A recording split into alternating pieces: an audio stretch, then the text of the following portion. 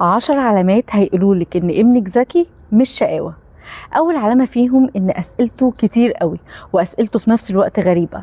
يعني بيسألك هي السما زرقاء ليه، او الكاميرا بتصور ازاي. تاني حاجة ان ذاكرته قوية جدا، بيفتكر مواقف بتفاصيلها كأنها لسه حاصلة، وممكن يفتكر الناس ما شافهمش غير مرة واحدة او شافهم من فترة بعيدة. وتالت علامة انه بيتعلم بسرعة قوي، يعني بيتعلم يعد بسهولة، او بيكتب اسمه بدري عن باقي اصحابه، او بيتعلم كلمات جديدة بسرعة. رابع علامة ان خياله واسع قوي، بيخترع قصص. يعني ممكن هو مش بيخترع عشان هو كذاب، هو بيخترع لان خياله واسع، او بيخترع العاب، يجيب شويه معالق وشوك او اي حاجه في البيت ويعمل منها لعبه يتسلى بيها، او بيخترع شخصيات وهميه ويقعد يتكلم عنها ويتكلم معاها ويلعب معاها. وخامس علامه انه بيحب يتكلم في مواضيع اكبر من سنه، يتكلم عن الموت، عن الاختراعات، عن قضية طالعة ترند جديد، فيبقى عايز يعرف تفاصيل أكتر حتى لو الحاجات دي مش مناسبة لسنه. ورقم 6 إنه بيحب يدور على حلول، فهتلاقيه بيحب يلعب بازل، وكل ما البازل بقت معقدة أكتر كل ما هو ما بيتبسط أكتر.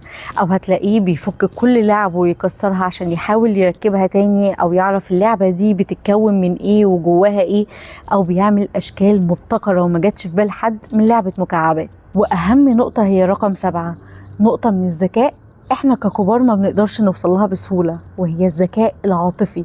حنين وبيحس بالناس وعنده مشاعر. لو انت قاعد بتضحك وبتهزر هو بيقفش ان انت زعلان ومش مبين. ولو بيتفرج على فيلم كرتون وحصل فيه مشهد مؤثر ممكن يقعد يعيط ويتأثر بيه قوي. رقم 8 ان دمه خفيف، بيحب يقول نكت والنكت بتضحك بجد. والاهم من كل ده ان لو حد قال نكتة قدامه بيفهمها وبيلقطها بسرعة. والحاجة اللي قبل الاخيرة ان هو بيحب يركز في تفاصيل الحاجة اللي بيحبها قوي، فهتلاقيه لو مثلا بيحب الحيوانات او الديناصورات بيجمع كل المعلومات عنها وقاعد بيتكلم عنها طول الوقت بسبب ومن غير سبب. والحاجة الاخيرة انه بيحب التحدي، لو وقفت قدامه حاجة صعبة زي مسألة او لعبة او حاجة بيفضل وراها لحد ما يحلها، مش بيزهق ولا بيمل من التفكير. مش شرط ان كل العلامات دي تبقى عند ابنك او بنتك، بس لو لقيتي انه معظمها موجودة عندهم نميها واستغليها. اوعي تزهقي وبطلي تسمعي له او تشوفي ان هو شقي وبيفرق كده زيادة عن اللزوم.